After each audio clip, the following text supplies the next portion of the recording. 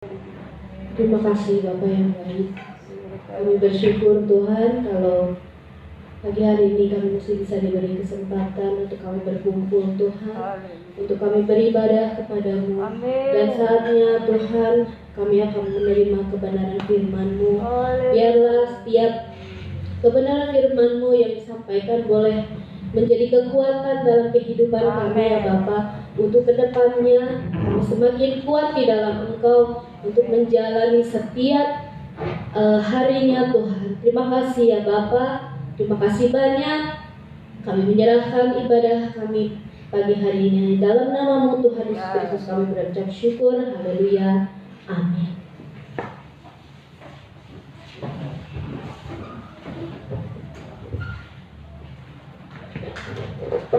Tuhan, shalom saudara. Shalom. Kasih Kristus buat semua kita yang hadir hari ini. Kita menerima kebenaran firman Tuhan. Saudara, mari kita buka dalam Injil Markus. Kita akan membaca satu kisah Markus pasal 9. Kita akan lihat dari mulai ayat 14 sampai 29. Ya, Injil Markus pasal 9, kita baca ayat 14 sampai 29 secara bergiliran. Saya baca ayat 14, saudara ayat 15 dan seterusnya. Ya, saya ulang Injil Markus pasal 9. Juga yang ikut live streaming kita baca bersama-sama ayat ini, karena berbahagialah mereka yang membaca, mendengar dan melakukan firman Tuhan. Ya, puji Tuhan. Markus 9 ayat 14. Ketika Yesus, Petrus, Yakobus dan Yohanes kembali pada murid-murid lain, mereka melihat orang banyak mengurumuni murid-murid itu, dan beberapa ahli Taurat sedang mempersoalkan sesuatu dengan mereka. Saudara,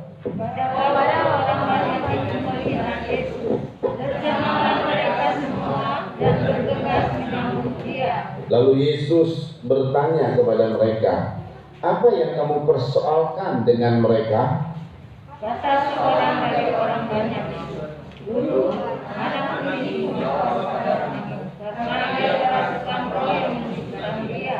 Dan setiap kali roh itu menyerang dia, roh itu membantingkannya ke tanah, lalu mulutnya berbusa, giginya berkertakan dan tubuhnya menjadi kejang. Aku sudah meminta kepada murid-muridmu supaya mereka mengusir roh itu, tetapi mereka tidak dapat. Maka kata Yesus kepada mereka, "Hai kamu angkatan yang tidak percaya, berapa lama lagi aku harus tinggal di sana? Berapa lama lagi aku harus sabar terhadap kamu? Bawalah anakku." Lalu mereka membawanya kepadanya. Waktu roh itu melihat Yesus, anak itu segera digoncang-goncangnya, dan anak itu terpelanting ke tanah dan terguling-guling, sedang mulutnya berbusa.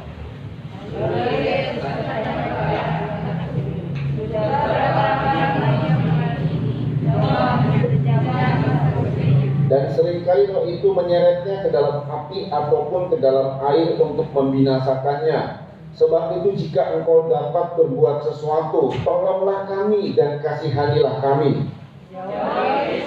Katakan jika engkau dapat, tidak ada yang bagi orang yang percaya. Segera anak itu berteriak, "Aku percaya, tolonglah aku yang tidak percaya ini." Dia mendorong sang itu dengan keras, katanya, "Hai orang yang menyebabkan orang menjadi bisu dan tuli, aku memerintahkan engkau, keluarlah daripada anak ini, dan jangan memasukinya lagi." Lalu keluarlah roh itu sambil berteriak dan menggoncang-goncang anak itu dengan hebatnya. Anak itu kelihatannya seperti orang mati, sehingga banyak orang yang berkata ia sudah mati.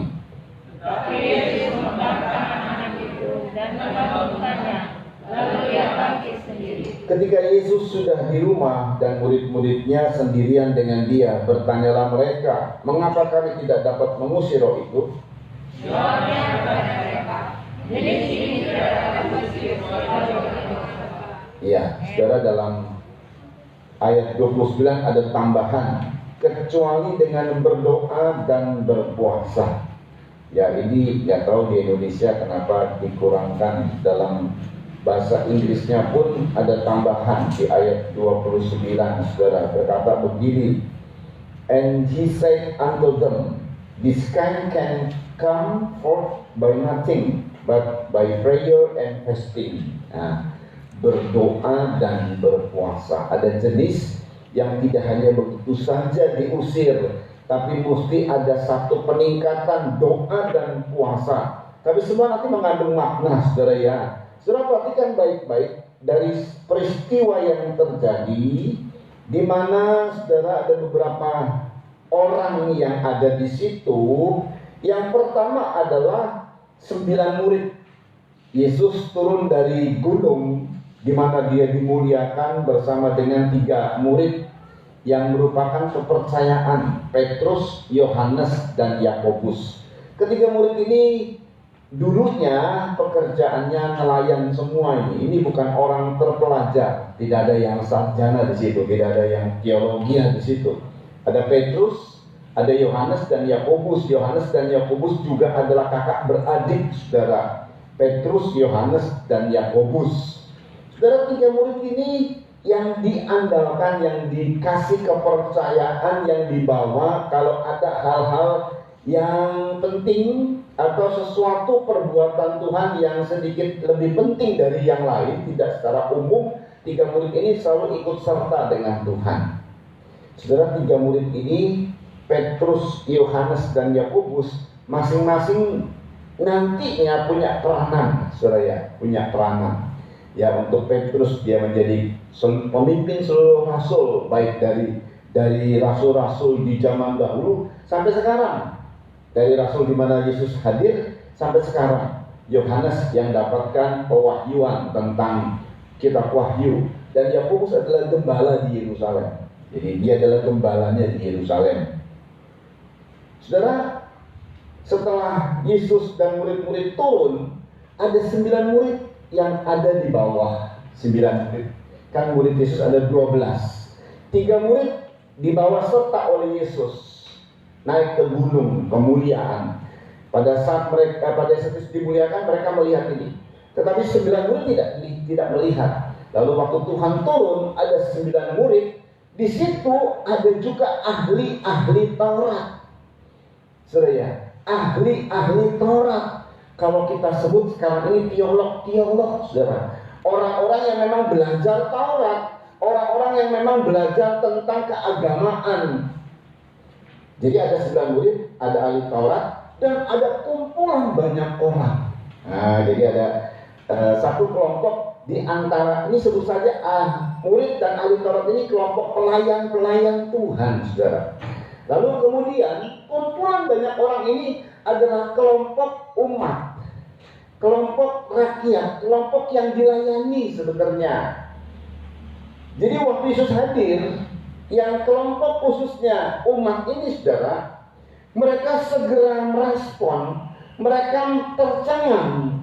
Saya tidak tahu mengapa di ayat menyebut mereka tercengang. Lalu kemudian ini banyak orang, tidak diketahui berapa ratus atau ribu, saya tidak tahu, tapi mungkin ratus ya. Mereka datang dan kemudian menyambut Yesus. Bahasa Inggris, mereka menghormati Yesus. Ya, ini kelompok dari orang-orang atau umat, saudara ya. Nah, umat ini juga, kalau kelompok umat ini atau umat Tuhan, ini kelompok yang ikut keadaan. Waktu Yesus turun, mereka tercengang menyambut Yesus. Waktu Yesus menyembuhkan, waktu Yesus mengusir roh jahat, karena roh jahatnya ini membanting-banting anak yang tadi kita sudah baca ya. Anak itu terbanting-banting, kemudian keadaannya anak itu hampir mati. Mereka menyudutkan Yesus, wah anaknya mati. Jadi si rakyat atau umat ini yang mengikuti keadaannya ke kiri, keadaannya ke kanan, wajar.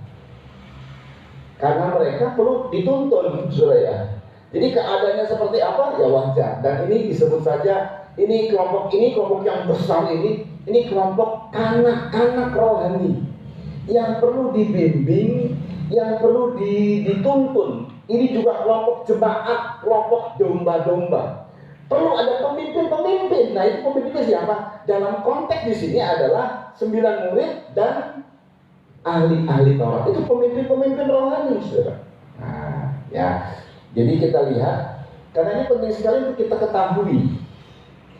Kita ketahui penting sekali. Lalu kemudian, saudara, kita lihat sebentar di situ bagaimana kalangan dari 9 murid dan ahli Taurat. Gak taunya mereka sedang memperbincangkan, mendiskusikan, mempertanyakan, itu dalam bahasa aslinya, mendiskusikan, mempertanyakan, bersoal jawab, saling tanya-tanya begitu. Kenapa, saudara? Apa yang ditanya? Nah, karena ada satu masalah yang diperhadapkan sama mereka, di mana salah satu jemaat dari, katakan salah satu orang yang dari kumpulan itu, kita sebut saja salah satu jemaat, punya masalah. Masalahnya adalah seorang ayah punya anak, di mana anaknya ini kerasukan. Nah, kalau kita lihat dari jenis penyakitnya, dari gejala-gejala atau ciri-ciri penyakitnya, ini kemungkinan epilepsi. Nah, saudara ya, kemungkinan epilepsi. Karena kalau epilepsi begitu dia, keadaannya, saudara, epilepsi itu adalah kejang-kejang, mulut berbusa, lalu getak gitu. Kalau sebutan kalau di kita itu sakit ayam ya, muter-muter kayak ayam. Kadang-kadang terbanting-banting, gelepar-gelepar gitu. Itu epilepsi. Kalau dia kena gitu ya, langsung kumat begitu. Nah, pingsan langsung. Udah bukan pingsan cuman diem gitu, enggak. Nanti berusaha kejang-kejang, itu epilepsi. Ayat berkata keadaan dari anak ini anak laki-laki. Anak ini, saudara, keberadaannya sekejang-kejang, kemudian berbusa, ketak, giginya berketak gitu ya. Lalu kemudian, saudara, keadaannya sungguh kalau dilihat menderita banget. Ini kalau sudah epilepsi itu, kalau orang yang sudah kemudian sadar, saudara ya, ada sekian, kadang-kadang kalau epilepsi, saya lihat sih orang epilepsi pernah ada, saudara, kalau dia kemudian jadi, ya kayak orang kerasukan jadinya. Tapi kalau ini betul-betul kerasukan, dan itu menyebabkan epilepsi, gejalanya kayak epilepsi. Lebih dari itu adalah, ini anak bisu dan tuli.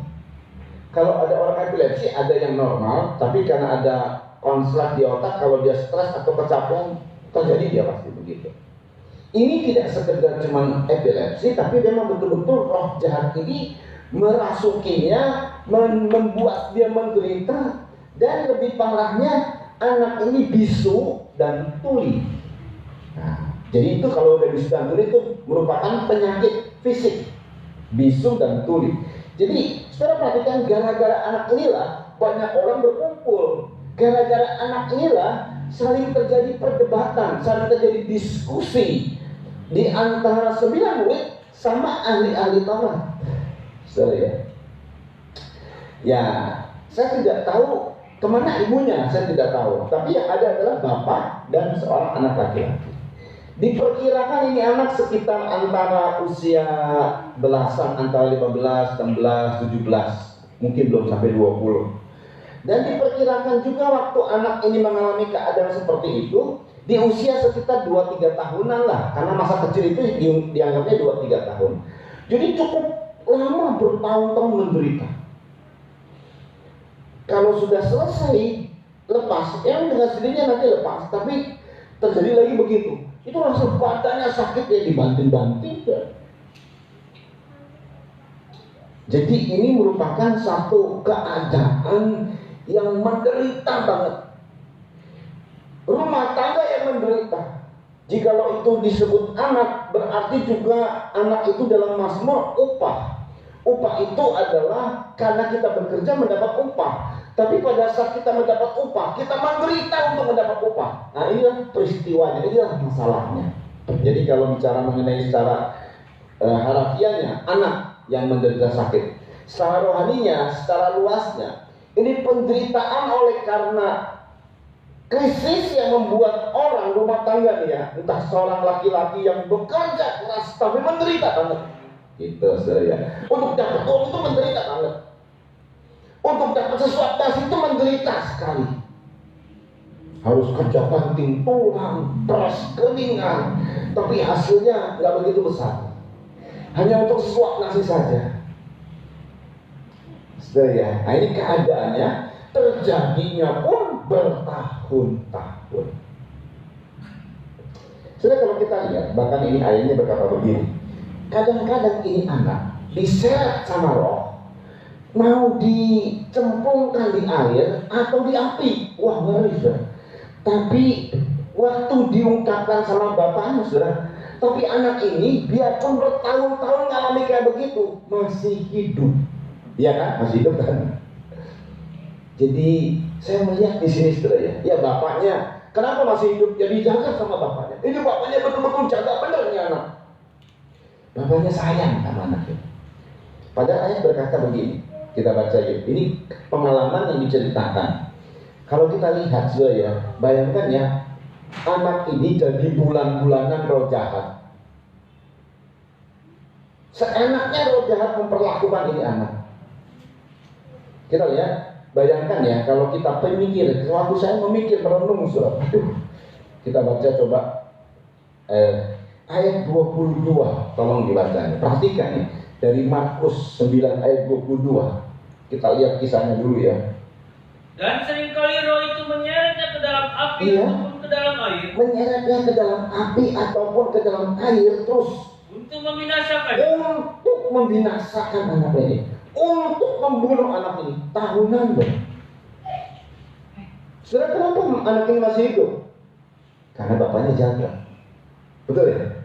Kalau bapaknya sedikit lewat penjagaannya, wah ini anak bisa mati. Tapi saat itu bapaknya dijaga. Seorang ayah, saudara, jadi capek rasanya. Itu bukan tiap jam dijaga, tiap menit bisa harus dijaga. Tahunan. Jadi rumah tangga ini mengalami penderitaan yang begitu hebat sekali. Ya cukup saja. Tapi dari sini kita lihat, roh ini kan namanya telah menguasai anak. Seenaknya roh ini untuk melakukan tindakan-tindakan, bahkan tujuan roh ini ngapain saudara? Membinasakan. Tapi saya lihat di sini saudara ya, bahwa cinta dari seorang ayah terhadap anaknya itu lebih kuat daripada kekuatan roh jahat yang akan membinasakan anaknya. Karena sampai detik itu anak ini tetap hidup. Itu karena cinta seorang ayah, orang tua kepada anaknya. Dia korbankan semua, dia jaga anaknya supaya jangan nanti masuk ke api ataupun ke air. Karena bisa mati. Betul ya? Iblis itu memang iblis. Ini raja dari semua roh jahat. Tuhan sendiri bilang, Tuhan ungkapkan dalam Injil Yohanes, kita baca, kita lihat di situ Injil Yohanes, kita lihat iblis nih, iblis ya. Pasal 8 kita baca ayat 44. Jadi dari roh jahat, iblis. Makanya jangan kita berkompromi sama iblis, karena dia punya tujuan. Cuma satu tujuan iblis. Mari dibaca Yohanes 8 ayat 44. Iblislah yang menjadi bapakmu, kata Tuhan terhadap orang-orang saat itu Israel, bahkan ahli Taurat dan orang Farisi. Terus, dan kamu ingin melakukan keinginan bapakmu yang adalah iblis bapakmu. Kaget mereka waktu dibilang iblis yang jadi bapakmu. Kami bapaknya Tuhan, kami bapaknya Abraham, tapi kamu iblis lah yang jadi bapakmu. Kaget saudara. Terus, ia adalah pembunuh manusia. Nah ini Tuhan bongkar tujuan iblis. Iblis itu pembunuh manusia. Terus, sejak dari semula. Terus, dan tidak hidup dalam kebenaran. Nah itu dia, tidak hidup dalam kebenaran firman. Terus, sebab di dalam dia tidak ada kebenaran. Tidak ada kebenaran firman. Terus, apabila ia berkata dusta, Dia berkata atas kehendak Iblis itu pembohong dan mengikuti maunya sendiri. Itu sifat pembunuh. Egois itu akan bisa membunuh kerohanian kita. Dengan keadaan egois nanti kita membenci orang. Membenci itu sudah membunuh. Egois, mementingkan diri sendiri. Sentralnya pada diri, ego. Terus sebab ia adalah pendusta dan Ia adalah bapa segala dusta. pendusta, bapa segala pendusta.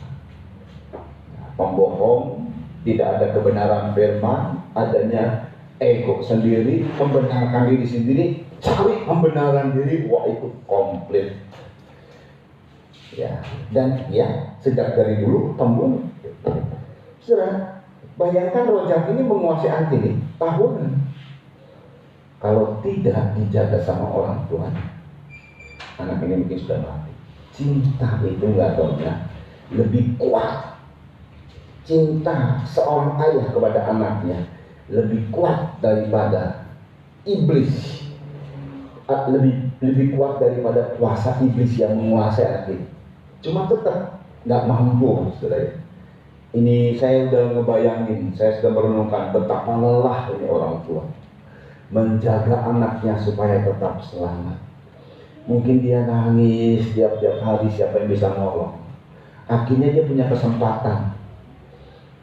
Dia bawa kepada murid-murid Yesus. Karena ada Yesus, yang ada cuma 9 murid, dia bawa. Dia bilang, saya sudah bawa murid-muridmu yang 9 murid, tapi tidak bisa diusir ini roh jahat oleh 9 murid. Loh, makanya Tuhan kemudian negor 9 murid. Kamu ini ya angkatan yang kurang percaya. Berapa lama lagi aku harus sabar terhadap kamu? Wah, kita boros.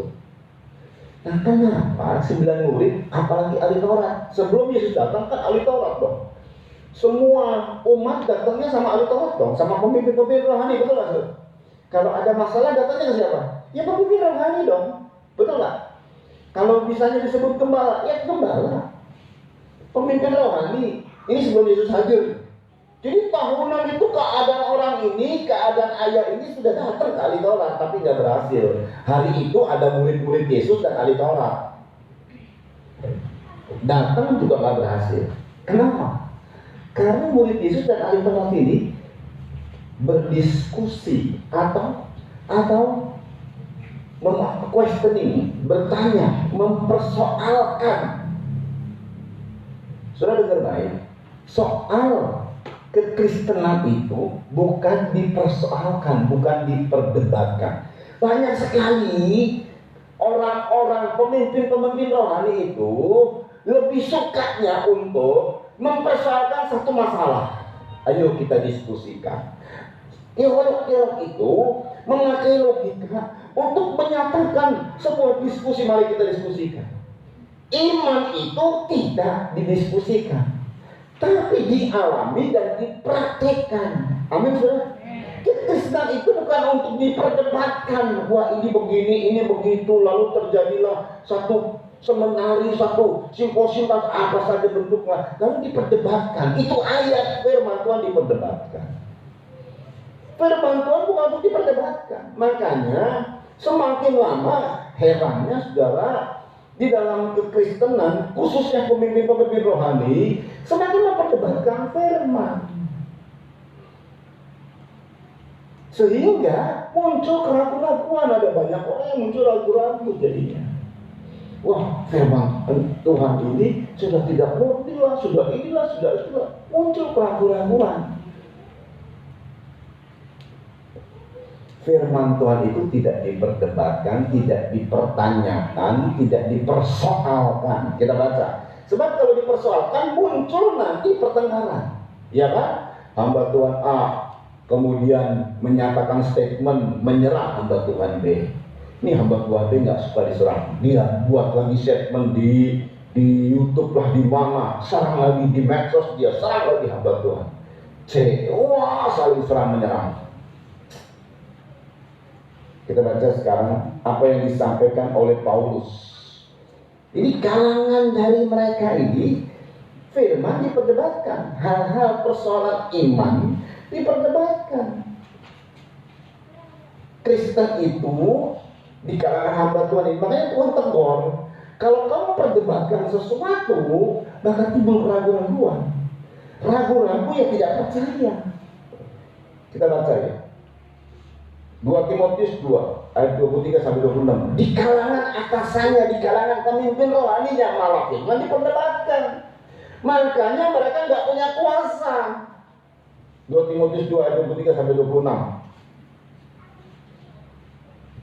Hindarilah soal-soal yang dicari-cari. Hindarilah soal-soal yang dicari-cari.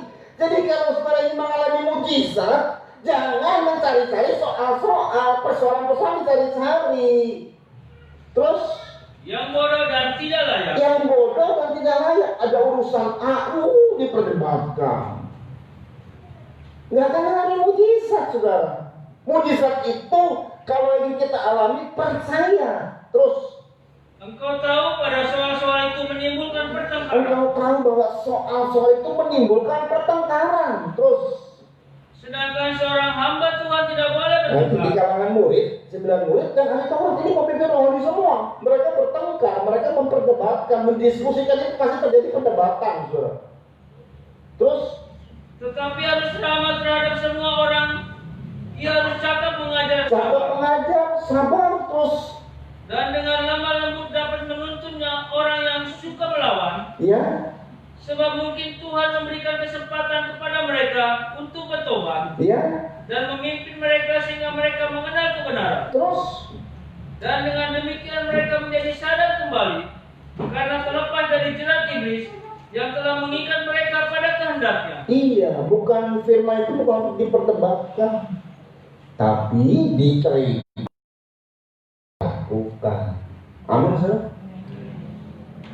Tapi ini persoalan dari namanya ahli Taurat, bukan untuk ahli. Semakin orang ahli dalam firman itu herannya bukan untuk melakukan firman, tapi semakin rasanya ahli, semakin mengetahui firman, semakin memperdebatkan firman. Nah ini di kalangan pelayan-pelayan atasan, orang-orang yang rohani. Makanya jemaatnya ya bingung. Ada yang wow, ya ikut wow. Ada yang menyudutkan, ikut menyudutkan. Wah, anak ini mati. Ini menyudutkan Yesus. Nah, saudara, murid-murid Yesus itu bukan berarti nggak bisa mengusir setan. Dia sudah diberi pengalaman sama Tuhan. Ya, kita lihat saja dalam Injil Markus juga. Ke-12 murid, termasuk yang 9 murid itu, saudara, telah punya pengalaman juga bersama dengan Tuhan. Waktu dia dipanggil 9 murid ini, saudara ya, waktu Tuhan memanggil 12 rasul ini, Tuhan beri kuasa kepada mereka. Markus 3 saya baca. Ini perhatikan nih, Markus 3 ayat 13 saya baca.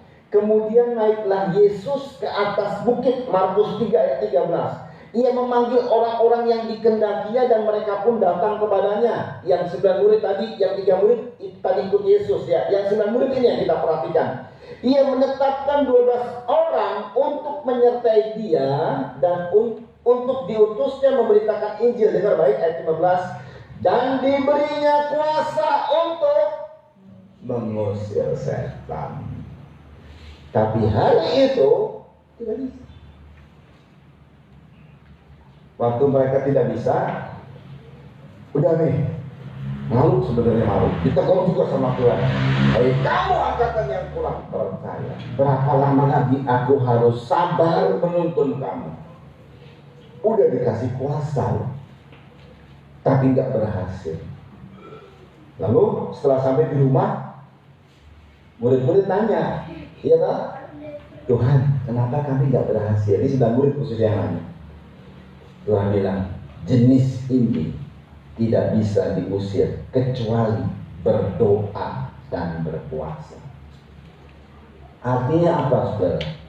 Itulah yang harus dilakukan oleh pelayan-pelayan Tuhan. Bukan memperdebatkan persoalan, bukan memperdebatkan firman Tuhan, bukan mengkritik, dan semakin menjadi teolog, semakin punya titel, gelar dan lain sebagainya. Firman Tuhan diperdebatkan, bukan itu, tapi harus banyak duduk diam berdoa dan berpuasa. Tapi isi di zaman sekarang ini para hamba-hamba Tuhan, isinya apa? Ya tadi diperdebatkan ini segala macam. Jemaat bingung gitu. Bukan diperdebatkan, harusnya duduk diam, berdoa dan berpuasa. Iya toh? Itu hamba Tuhan, saudara. Gak ada Tuhan ngajak untuk membawa Tuhan kepada murid-murid juga nggak ada. Ayo kita kumpul yuk. Menurut Anda, firman Tuhan ini seperti apa? Coba Petrus jawab, coba Yakobus coba tanggalnya seperti apa? Nggak ada, nggak diajarin sama Tuhan begitu. Saudara. Memang ada jenis-jenis yang perlu kita tingkatkan kekuatan rohani kita lewat doa dan puasa. Pada saat kita menghadapi masalah, masalah ini saya bisa atasi, saya dulu punya pengalaman dan betul bisa mengatasi masalah, puji Tuhan. Tapi tiba-tiba datang masalah yang sedikit besar, kita sudah mulai atasi, bukan semakin baik, semakin ambruk gitu. Bagaimana? Oh, jenis ini, masalah yang sedikit besar ini tidak sembarangan kita atasi, kita harus berdoa dan berpuasa. Amin, saudara. Nah, saudara. Jadi kalau kita lihat ya, saat itu setelah Yesus tegur, itu menemplak 9 murid dan termasuk ahli Taurat. Lalu Yesus bawa, kata Yesus bawa anak ini, dibawa. Begitu melihat Yesus, roh jahat sudah langsung terusik. Gitu. Itu kan ada power dari Tuhan. Terusik, langsung dia bergetar, membanting dan berbusa. Tuhan lihat itu bukan enggak, kasihan. Sebenarnya Tuhan tahu, cuman Tuhan perlu kejujuran. Sudah berapa lama anak ini ngalami kayak begitu? Sejak dari kecil, waduh kasihan menderita. Diceritain lagi sama bapaknya, diseret ke air, diseret ke api, sebenarnya mau dibinasakan, tapi masih hidup. Wah, ini Tuhan bilang, ini cinta dari ayahnya, luar biasa. Jadi saudara ya, kalau saudara cinta kepada anakku, keadaan anakmu seperti apapun, itu bisa terselamatkan. Sampai nanti Tuhan sendiri yang hadir. Ini kan perlu Tuhan, toh? Ya tetap perlu Tuhan. Tapi minimal kemampuan kita yang cinta, saudara. Sayang sama anak. Jangan anak kita sudah tidak suka sama kita atau sudah bandel gitu ya. Orang tuanya malah yang ngomongin anaknya, anak gua kok bandel, anak gua amit-amit, aduh kurang ajar. Loh, orang tuanya yang ngomongin. Harusnya orang tuanya yang kayak orang tua ini, dia sayang sama anaknya, tetap dia jaga tuh anak. Makanya anaknya, yang biarpun iblis semena-mena terhadap anak ini, tapi tidak mati. Karena kekuatan cinta seorang ayah lebih kuat daripada kuasa iblis. Amin, saudara? Ya, memang akhirnya perlu Tuhan. Tapi minimal toh yang kita bisa lakukan kan, betul kan, saudara? Cinta, ya kan? Apa saudara bisa melakukan keajaiban? Kan enggak juga. Tapi cinta. Nah, ini saudara ya. Nah, saudara dengar baik. Karena soalnya namanya cinta itu bisa menolong, minimal bisa menjaga sampai akhirnya Tuhan bertemu dengan Tuhan. Begitu Tuhan hadir, nah baru terjadi sesuatu keajaiban. Sebenarnya saat orang ini berkata, jika engkau dapat, ya jujur saudara ya, kenapa sampai orang ini berkata demikian? Itu saking hopeless, saking putus asa, saudara. Penderitaan yang dialami bertahun-tahun menjaga anak ini, dia punya cinta sih nggak terbatas, tapi tenaganya terbatas. Dia akan jaga anak ini semampunya, tapi terbatas tenaganya. Usianya sudah semakin lama semakin tua, betul kan? Saudara, pada saat Yesus hadir, dia sudah tahu Yesus melakukan banyak mujizat. Tapi saking penderitaannya yang telah berlarut-larut lamanya, sampai hopeless dia. Penderitaan yang dialaminya sampai harapannya sudah hilang. Makanya dia berkata begini, jika engkau dapat. Kaget Tuhan dibilang, apa katamu? Jika engkau dapat sedikit tersinggung gitu kan, kita baca ya. Apa katamu? Jika engkau dapat, kita baca ya. Ayat 22 tolong dibaca. Ini perhatikan ya. Jadi mengandung makna yang luar biasa. Ini sedikit tersinggung tapi bukan berarti tersinggung kemudian marah dan kemudian berbuat salah. Tidak, maksudnya ini ya Tuhan itu mampu melakukan. Tuhan juga kadang-kadang marah sama kita loh.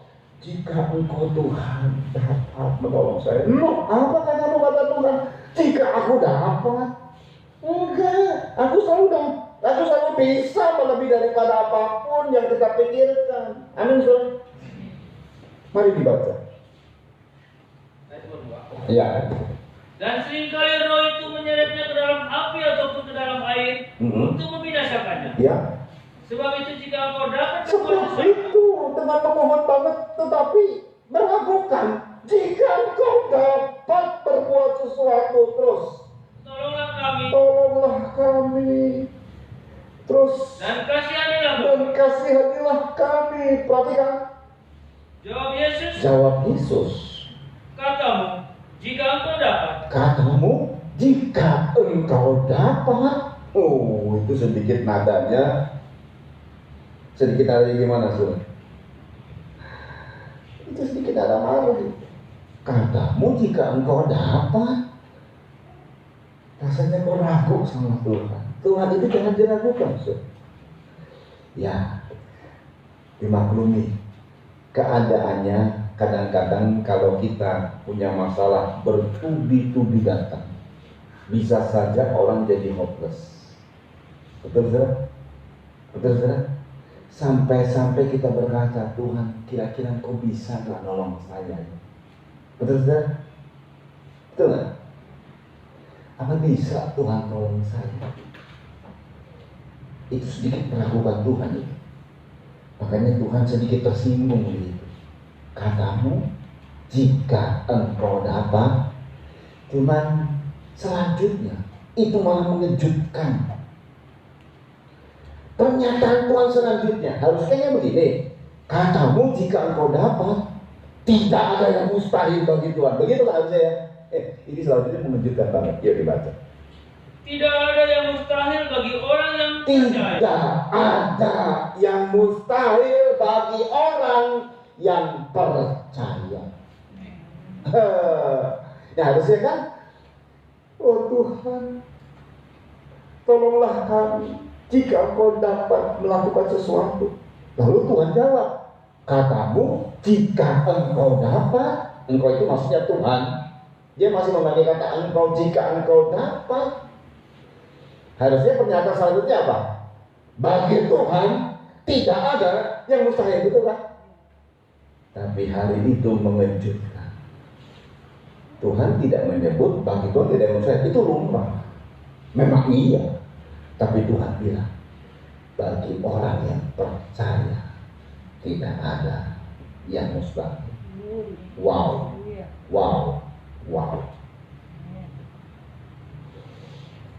Baru kali itu Tuhan ngomong beberapa ayat, beberapa statement Tuhan.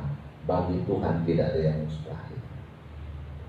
Tapi hari itu Tuhan bilang, bagimu juga kalau percaya tidak ada yang mustahil. Saudara mau hopeless kah? Rasanya penderitaan yang begitu hebat dan rasanya tidak bisa ada yang nolong. Bagimu asal percaya. Jadi yang kita bangun itu adalah percaya. Amin. Bagi kita ini kalau sudah Tuhan, itu Tuhan sudah berikan. Bagi Tuhan tidak ada mustahil, dan itu menjadi nyata sebenarnya. Tinggal kitanya yang jadi adalah persoalannya kita. Iya kan? Ini udah bukan persoalan Tuhan lain, kita ada persoalan kita. Betul? Kalau bagi Tuhan tidak ada yang mustahil, ya sudah. Itu udah pasti. Amin, sir. Tapi ini Tuhan bilang, persoalannya adalah di dirimu.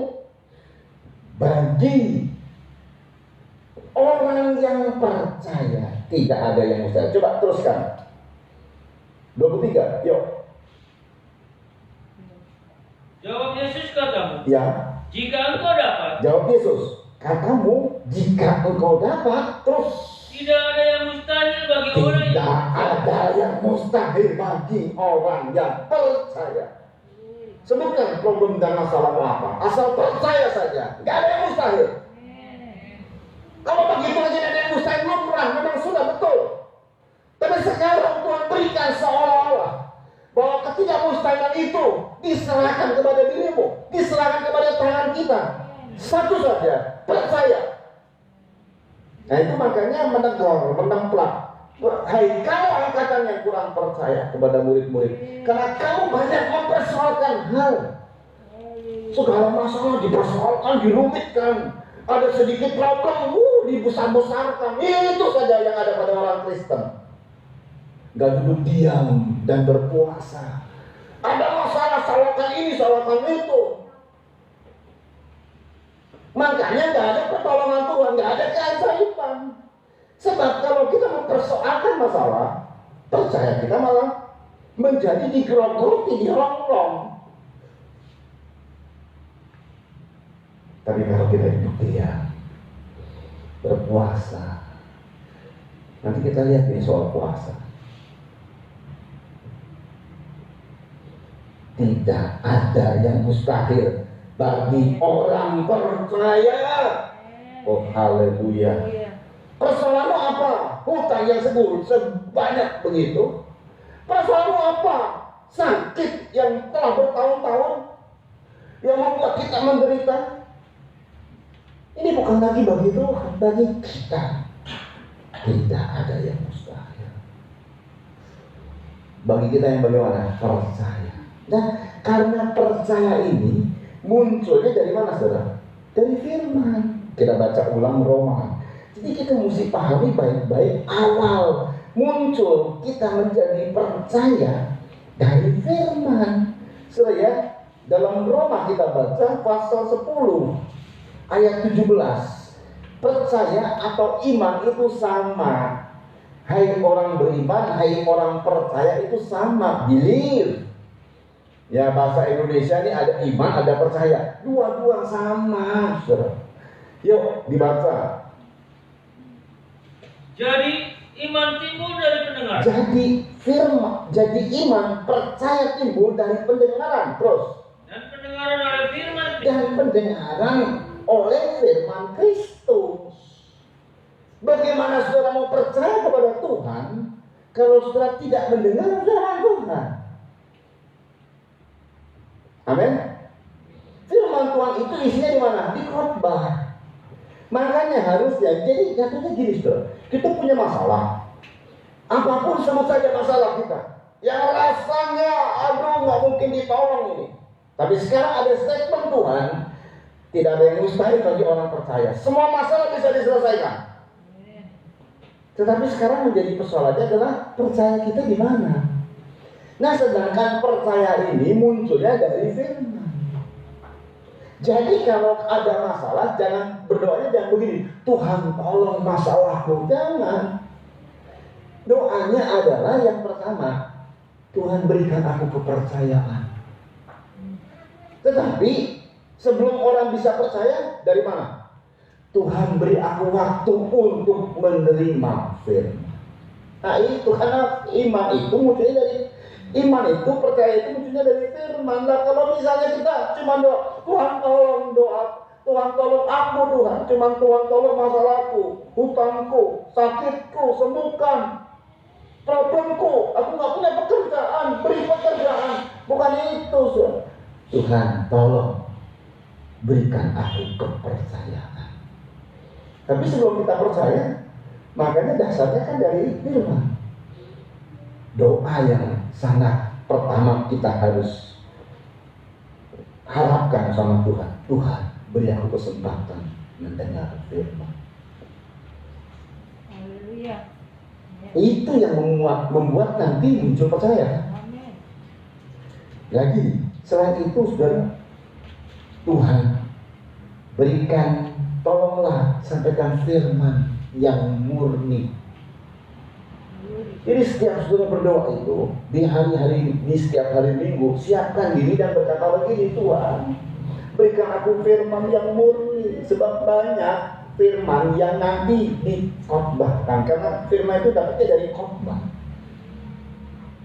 Banyak isi khotbah, ya tadi ada yang ngomongin orang lain lah, pendeta lain lah, itu isinya cuma dia doang. Jemaat mesti berwaspada ya, ini banyak pengajaran sesat ditampilkan, pengajaran sesat segala macam, disebutlah namanya segala macam. Itu jemaat yang isinya nanti isinya apa? Cuma dak-dikduk, khawatir. Ada firman, waduh kalau disantet ini nanti gejalanya begini segala macam. Isinya cuma dak-dikduk, betul. Rumah ada jatuh mangga gitu, ini jangan-jangan saya disantet. Oh seru dah. Makanya firman yang murni. Bukan juga ada lagi hamba Tuhan kalau khotbah isinya apa? Laporan. Dia pergi sono kemari segala macam, cerita di firman. Itu di kesaksian boleh. Dia firman ceritain semua hidupnya. Ya hidupnya, anak-anaknya, laporan. Oh dia sudah sumbang sana, sumbang sini, oh laporan keuangan. Gitu. Ada lagi hamba Tuhan yang curhat, wah saya nggak punya duit, kantong saya sakurata. Gimana jemaatmu jadi bangkit imannya? Semakin kasihan. Dia nggak punya duit, saya jemaatnya lebih. Firman yang menguatkan, firman yang menimbulkan iman percaya. Makanya tiap-tiap mau ibadah, saudara doa dengan firman yang murni, supaya muncul percaya kami. Kalau kami percaya, maka kita mengikuti apa yang Tuhan bilang. Tidak ada yang mustahil bagi yang percaya. Luar biasa. Itu sebabnya langsung ini orang tua ini, ayah ini bilang, aku percaya. Satu pun percaya. Tapi dia bilang, tolonglah aku yang tidak percaya. Karena kemarin tidak percaya. Kemarin sampai hopeless. Makanya ungkapannya ini datang. Jika engkau dapat, tolonglah berbuat sesuatu. Tolong. Waktu Tuhan bilang, tidak ada yang mustahil bagi yang percaya. Aku percaya. Tolonglah aku yang tidak percaya. Ya. Kenapa orang ini berkata, aku percaya? Karena dengar firman tadi dari Yesus. Tolonglah aku yang tidak percaya kemarin-kemarin. Makanya dari situlah anak ini sembuh. Luar biasa, saudara. Jadi nyatanya percaya itu sederhana kok. Awalnya dari firman. Makanya terima firman yang murni. Setelah saudara terima firman, itu kayak makan ya.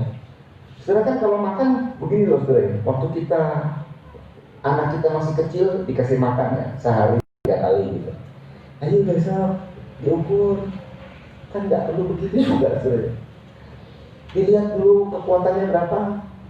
Tiap-tiap hari diukur berapa senti ya, dia tumbuh berapa senti ya, dia tumbuh berapa mili ya. Kan nggak perlu begitu saudara. Kasih makan aja. Sama waktu kita makan nih. Kemudian kita nggak timbang-timbang kan, gimana saya kuatnya seberapa ya sekarang ini ya, seberapa ya, kan nggak perlu begitu saudara. Saya ini baru makan segini, ini kuat ngangkat ini berapa kilo ya, nanti kalau saya makan yang ini ngangkatnya berapa kilo yang kuat ya, kan nggak perlu begitu. Makan aja. Dengan sendirinya nanti ada proses. Sama seperti firman Tuhan yang kita terima.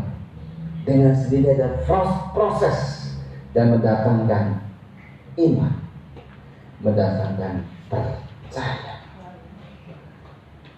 Dengar ya, hari ini tidak ada yang mustahil bagi saudara yang percaya.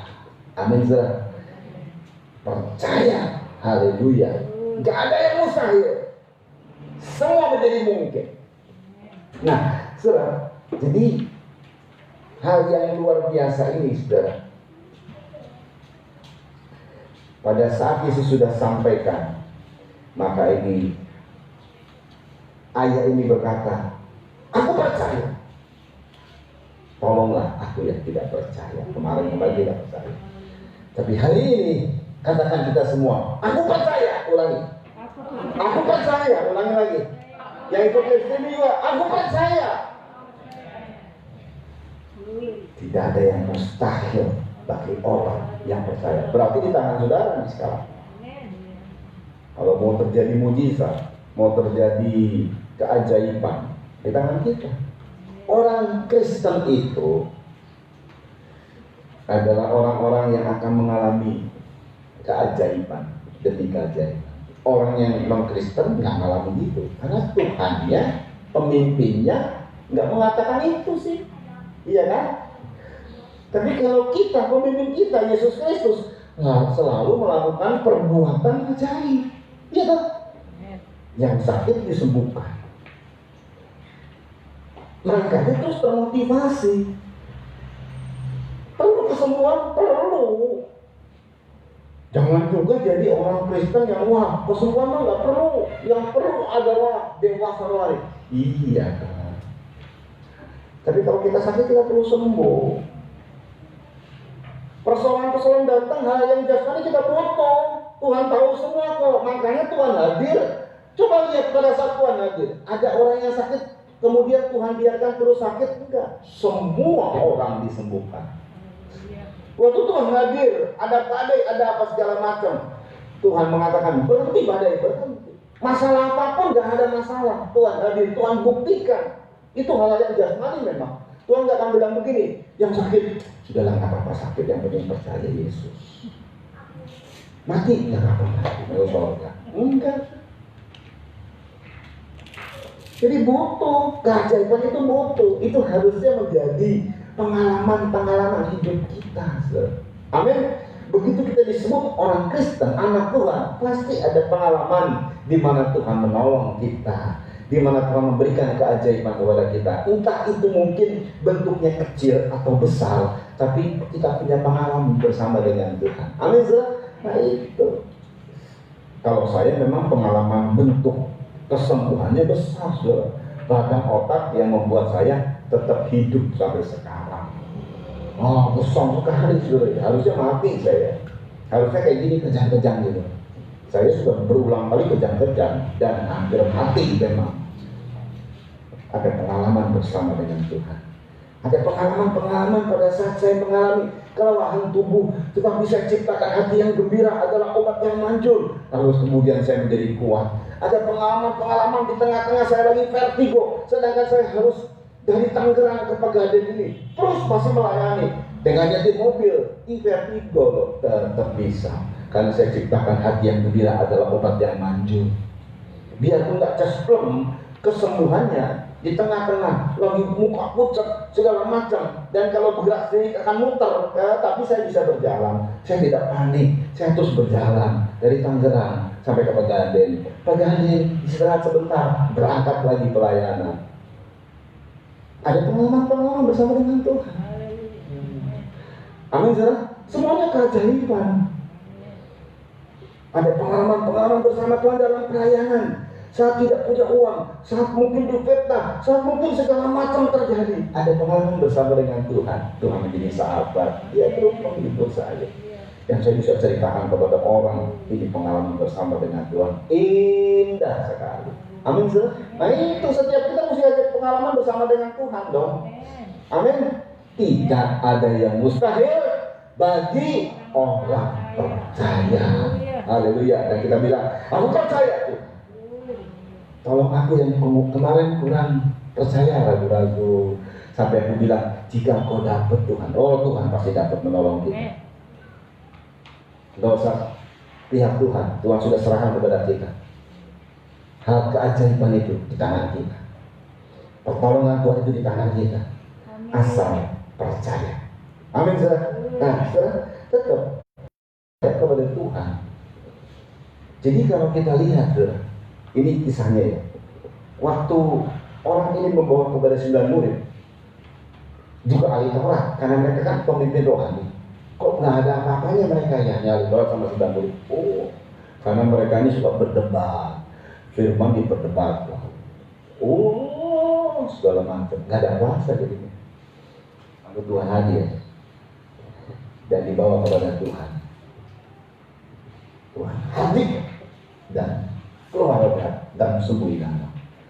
Tahunan penderitaan hari itu adalah hari sukacita buat ayah ini, karena dia melihat anak yang merupakan harapan kembali menjadi anak yang betul-betul harapan. Tadinya harapannya pupus, tetapi ada anak yang adalah harapannya sekarang. Wow, ini papa ini bersukacita sekali.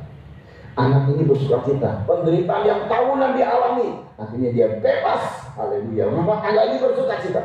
Banyak orang bersukacita semua karena persoalan ini, saudara. Amin, saudara. Tapi saudara dengar baik, kalau Tuhan hadir, percaya kepada Yesus, bukan percaya kepada dirimu, bukan percaya kepada diri kita, bukan percaya kepada Yesus.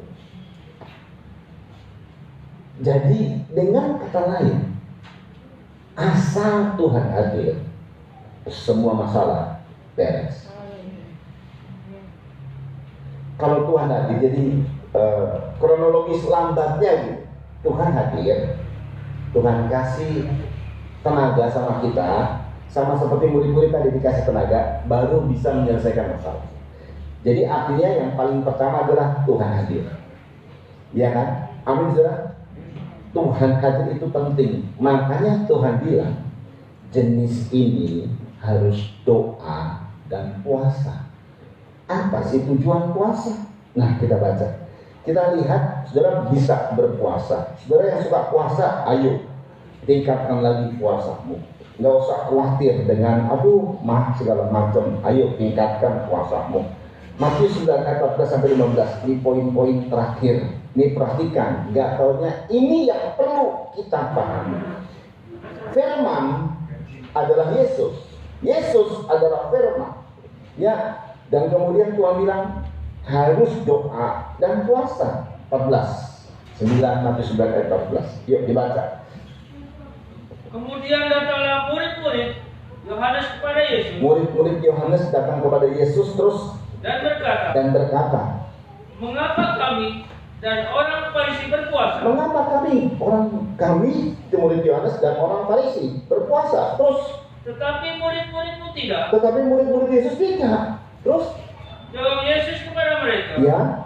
Dapatkah sahabat-sahabat mempelai laki-laki berduka cita selama mempelai itu bersama mereka? Ya. Dapatkah sahabat mempelai laki-laki berduka cita selama mempelai itu bersama mereka? Terus? Tetapi waktunya akan datang, mempelai itu diambil dari mereka, dan pada waktu itulah mereka akan berpuasa. Jadi dengan kata lain, puasa itu tujuannya untuk menghadirkan mempelai. Cukup saja, saya ulang. Puasa itu tujuannya untuk menghadirkan mempelai. Kenapa murid-murid Yesus tidak berpuasa? Dapatkah sahabat mempelai laki-laki selama ada bersama dengan murid-murid, lalu murid-muridnya berduka cita? Karena puasa itu berduka cita, saudara. Satu tindakan yang menarik perhatian Tuhan gitu loh. Sama kayak kita cari perhatian gitu ya. Kalau kita cari perhatian, kan gak mungkin dong wajah kita dengan garang gitu. Minta duit. Gak akan diperhatikan. Kita lagi susah ya. Kemudian wajah kita garang kayak preman. Minta duit. Itu namanya malah. Orang mungkin kalau kasih saudara itu karena takut dan bilang, ini buang sial lah.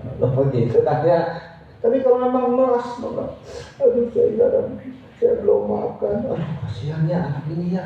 Aduh kasihannya orang ini ya. Waduh, kasihannya. Nah, memberinya itu dengan rela, karena ada belas kasihan yang muncul dalam diri kita memberi. Itu namanya cari perhatian. Para pengemis ada, ya begitu cara perhatian. Sama juga dengan Tuhan. Duka cita itu, puasa itu sama dengan duka cita. Cari perhatian dari Tuhan supaya Tuhan memperhatikan kita. Dapatkah sahabat mempelai bersama sama dengan mempelai ada lalu dia berduka cita dan berpuasa. Enggak. Kalau mempelai itu nggak ada, kalau nggak ada kehadiran mempelai, baru puasa. Dengan kata lain, puasa itu menghadirkan mempelai. Iya nih, waktu Yesus nggak ada reaksi apapun. Begitu Yesus hadir, selesai itu masalah. Amin. Amin. Nah sekarang pertanyaannya, adakah di dalam hidupmu Yesus selalu hadir? Bagaimana cara menghadirkan Yesus? Doa. Kalau mau ditambah lagi, puasa. Saat saudara punya masalah, kok hampa ya? Semakin banyak masalahnya, kok rasanya saya seperti jauh dari Tuhan ya? Atau saya dijauhkan dari Tuhan? Tuhan nggak pernah menjauhkan diri dengan saudara, nggak pernah. Kita yang jauh dari Tuhan. Kok masalahnya bertubi-tubi ya? Kok problem ya? Puasa. Puasa itu menghadirkan Tuhan. Ada orang nanti berkata begini, waduh saya itu selalu merasa hadirat Tuhan, udah turun naik surga. Kalau orang merasa hadirat Tuhan, itu pasti masalahnya selesai. Loh serius saudara, ini hadirat Tuhan yang mana? Nah itu. Saya merasakan hadirat Tuhan selalu. Karena kita lihat, pernah nggak Tuhan saat hadir di dunia, lalu ada masalah yang Tuhan cuekin? Ada? Nggak pernah ada. Nggak pernah ada. Satu saja nih, masalah yang sebenarnya Tuhan harus cuekin karena belum waktunya, itu contoh. Seperti masalah kehabisan anggur. Maria, ibu Yesus bilang, kehabisan anggur. Tuhan bilang, mau apa kamu dengan aku, hai perempuan? Loh, itu dicuekin sama Tuhan, belum waktunya. Tapi ditolong nggak sama Tuhan? Ditolong. Bayangin loh, itu belum waktunya Tuhan tolong. Ada lagi masalah dengan perempuan Kanaan. Waktu minta belas kasihan dari Tuhan. Lalu Tuhan bilang, nggak pantas kasih roti lalu kemudian dibuang ke anjing. Yuk anjing. Tuh serius tuh. Tapi perempuan sama dia bilang gini, ya tapi anjing itu makan lemah-lemah. Karena Tuhan bilang belum waktunya untuk ke bangsa kafir. Dia harus mati di kayu salib, barulah bangsa kafir dibuka. Ini belum waktunya. Tapi ini perempuan Kanaan ini dia merendahkan diri. Wah luar biasa ini. Sudah sembuh tuh penyakit anakmu, sembuh. Yang harusnya dia belum bertindak. Tapi itu pun karena belas kasihan, mohon belas kasihan, Tuhan bertindak loh. Bayangin, nggak ada yang dicuekin sama Tuhan. Jadi kalau kita rasakan hadirat Tuhan, plus masalah kita dibereskan. Karena kalau Tuhan hadir nggak diam dia. Amin. Tuhan hadir pasti kerja.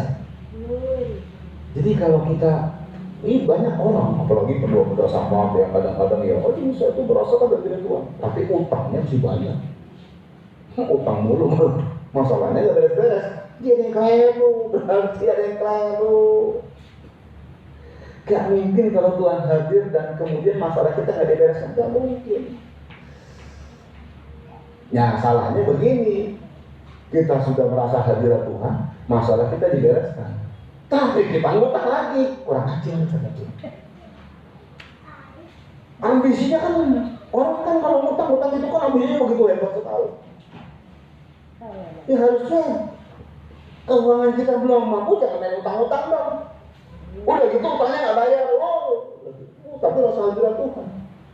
Tuhan udah beresin, tapi kita bikin masalah tuh namanya, betul kan? Saya rasa hadirat Tuhan. Selanjutnya saya rasa hadirat Tuhan. Hadirat Tuhan yang mana? Tuhan bilang, selama hadirat Tuhan itu murni, Tuhan tidak diam. Dia selalu menolong hidup kita. Hadirkan mempelai. Jadi kalau misalnya kita nggak merasa hadirat Tuhan, hidup kita hampa, doa, nangis menangis tapi hampa. Pernah nggak saudara ngalami? Nangis tapi hampa. Pernah? isinya cuma mengasihani diri sendiri. Tuhan mah nggak hadir sama sekali, serius Tuhan nggak hadir. Cuma mengeluh nasib. Hari ini jangan kehilangan Kristus dalam hidup. Sedikit pun, sesaat pun, lalu jangan kehilangan kehadirannya. Lalu selalu rasakan. Apalagi kalau sudah ada masalah, jangan kehilangan hadirat Tuhan. Tuhan pasti menolong saudara. Masalahmu sebesar apapun Tuhan mau tolong. Di benak hati Tuhan gak pernah Tuhan cuekin anak-anak. Gak pernah. Yang pernah itu Tuhan dicuekin sama kita. Saking kita nangis, saking kita menderita, kita bilang gini, Tuhan gak perlu kau ganggu-ganggu saya. Loh betul. Kan kadang-kadang begitu kan. Kalau kita udah menderita ya, ada teman kita yang mau menghibur, udah jangan diganggu saya. Betul kan? Betul kan? Jangan ganggu saya. Saya lagi mau menyendiri. Emang selesai tuh masalahmu gara-gara menyendiri.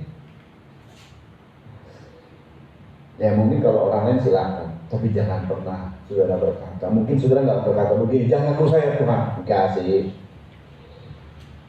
Tapi dalam hatimu kalau Tuhan tegur, ditegur lagi. Dimarahin lagi. Loh Tuhan sayang kok. Tuhan cinta kita kok. Amin saudara. Kita datang sama Tuhan ya. Tuhan itu ajaib. Dia menolong kita semua. Tidak ada karena dia cinta kepada kita. Ya, nyanyikan lagu ya. Kita siapkan perjamuan suci. Sudah jelas sekali lewat perjamuan suci bahwa kehadirannya dia berkorban. Oh haleluya. Oh dia indah. Sungguh hari ini Tuhan membesarkan hati kita. Tidak ada yang mustahil bagi orang yang percaya. Ya kita siapkan. Kita nyanyi dua dulu. Tuhan Engkau ajaib bagiku. Amin. Tak ada yang tak mungkin bagiku. Kau yang telah berfirman, Kau yang telah berfirman dari semuanya tadi. Tuhan Engkau ajaib bagiku. Lagi Tuhan Engkau ajaib bagiku. Tuhan Engkau ajaib bagiku. Kita nyanyi semua. Tak ada yang tak mungkin bagi Kau yang telah berfirman. Kau yang telah berfirman dari semuanya tadi. Tuhan Engkau ajaib. Engkau ajaib bagiku. Sungguh ku percaya. Haleluya. Sungguh ku percaya.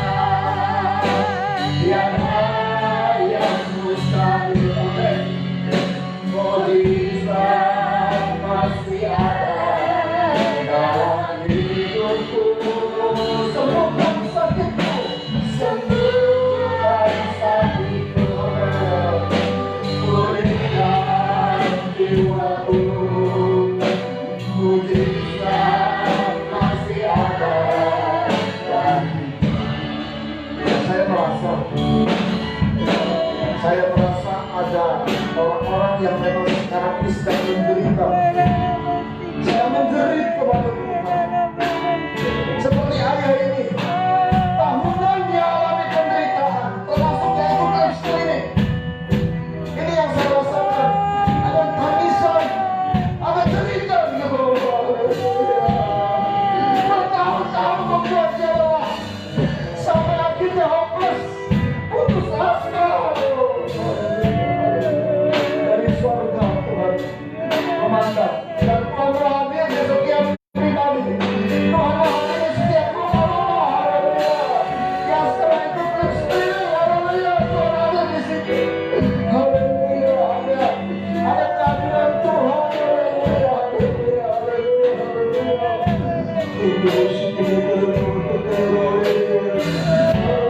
Ada cerita-cerita yang terkenal.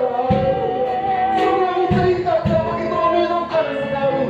Sungguh cerita yang memilukan sekali. Hari ini pertolonganmu terjadi. Tuhan yang ajaib.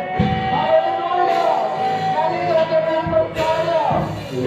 Engkau ajaib bagiku.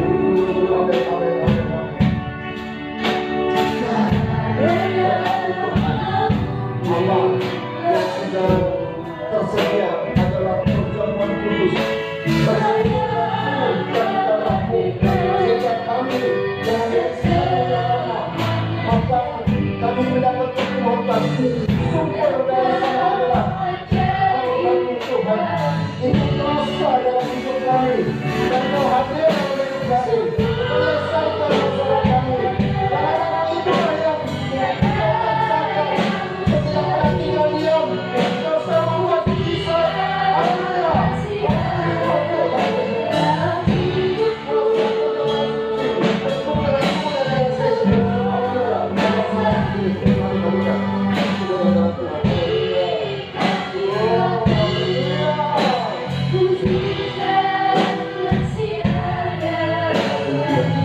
Bagi Tuhan engkau ajaib bagiku.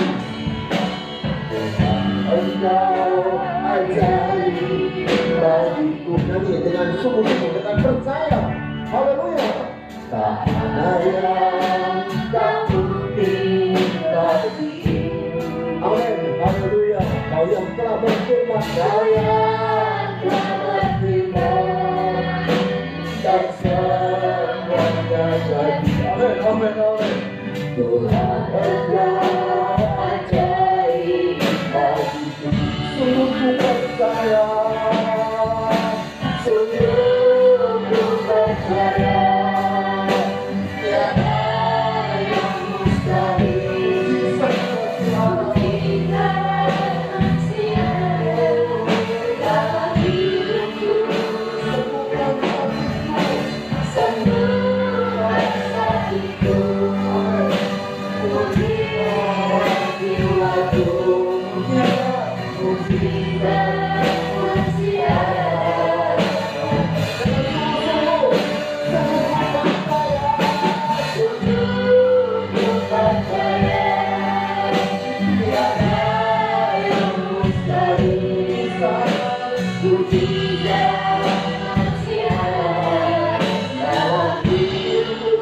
semua sakitku.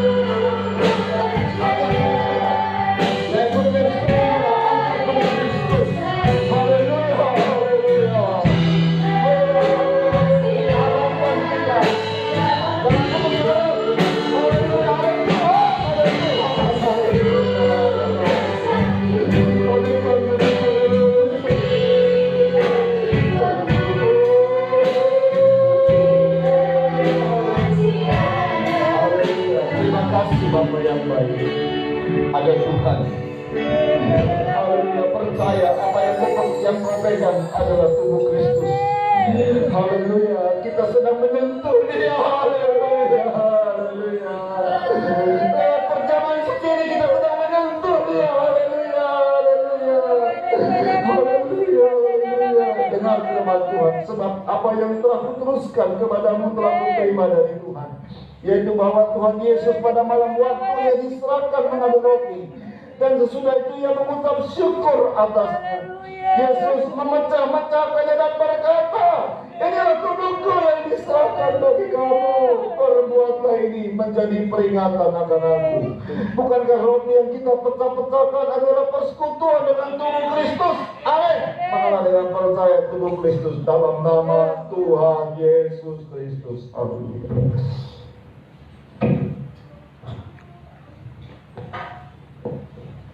Angkat cawan minuman yang berisi darah Kristus dan dengan firman Tuhan. Demikian juga Yesus mengambil cawan sesudah makan lalu berkata, cawan ini adalah perjanjian baru yang dimeteraikan oleh darahku. Perbuatlah ini setiap kali kamu meminumnya menjadi peringatan akan aku. Sebab setiap kali kamu makan roti ini dan minum cawan ini, kamu memberitakan kematian Tuhan sampai ia datang. Bukankah cawan pengucapan syukur yang atasnya kita ucapkan syukur adalah persekutuan dengan darah Kristus? Amin. Minumlah dengan percaya darah Kristus dalam nama Yesus Kristus. Mari angkat dua tangan dan menyembah. Haleluya. Rasakan hadirat Tuhan. Rasakan hadirat Tuhan dalam hidupmu. Rasakan kehadirannya. Haleluya. Ya ikut live streaming, rasakan kehadirannya. Haleluya. Yesus hadir.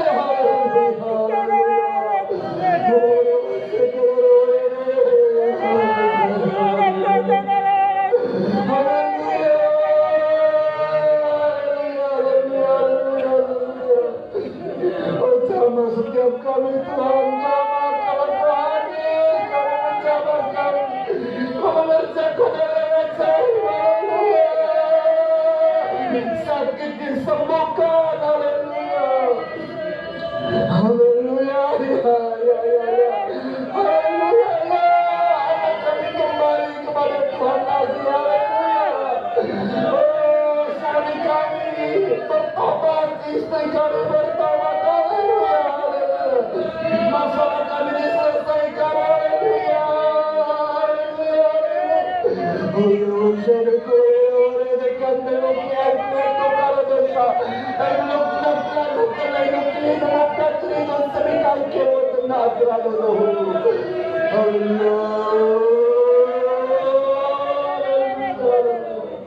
Makasih Bapa yang baik untuk kasih setiamu, untuk kasihmu, cintamu kepada kami Tuhan. Haleluya.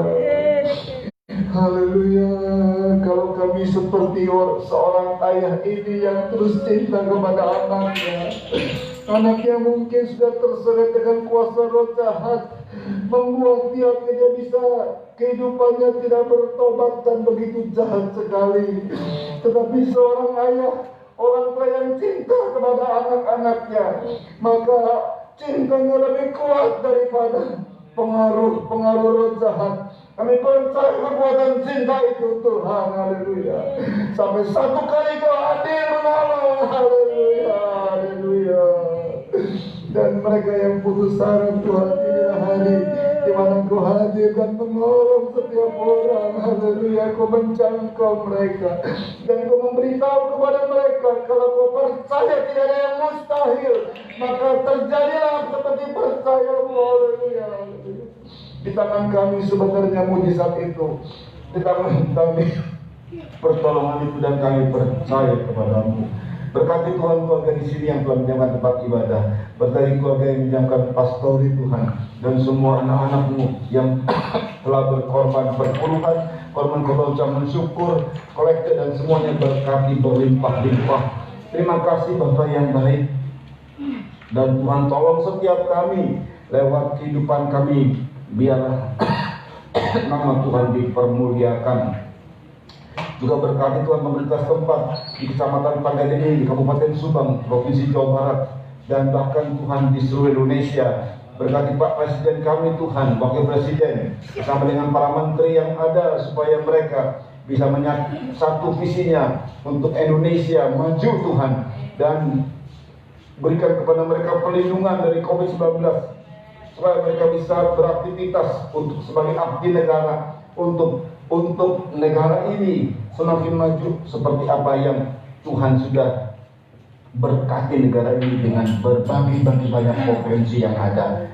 Juga Tuhan KPK TNI Polri di power kekuatan itu bisa membongkar kasus-kasus besar terorisme, koruptor, orang-orang yang makar dalam kerusuhan dan semuanya Tuhan, sehingga mereka bisa terjerat dalam hukum dan kemudian dihukum Tuhan, diadili. Kau berikan kekuatan juga power kepada orang-orang yang bergerak di bidang hukum Tuhan, para hakim, jaksa dan semuanya menegakkan kebenaran, menegakkan keadilan.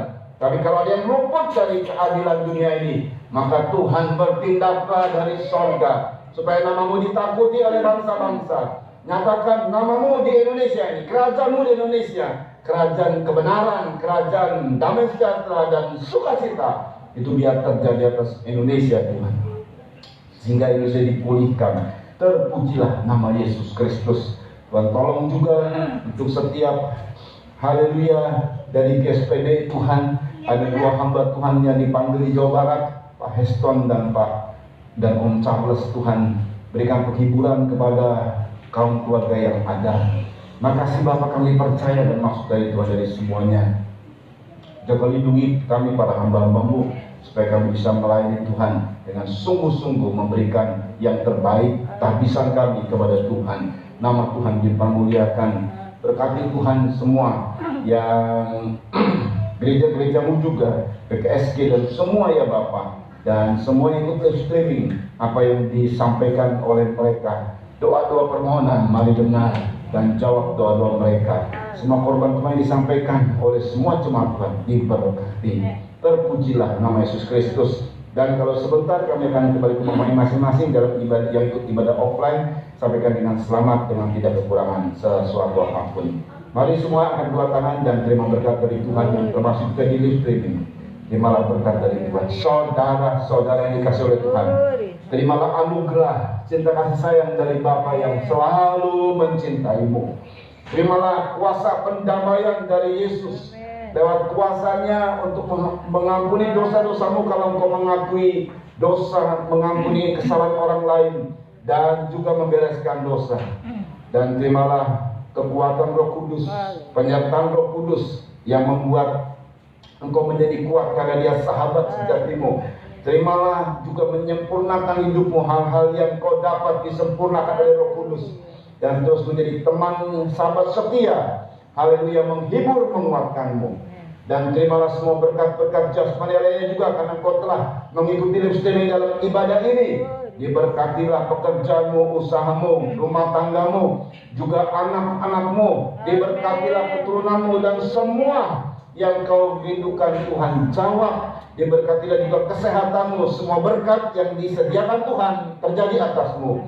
Terima semua itu dari sekarang ini sampai Tuhan Yesus datang kali yang kedua, bahkan sampai selama-lamanya. Dalam nama Tuhan Yesus Kristus, mempelai pria sorga dan imam besar yang kami puja-puji selalu, kami alaskan diri. Haleluya. Amin. Tuhan memberkati.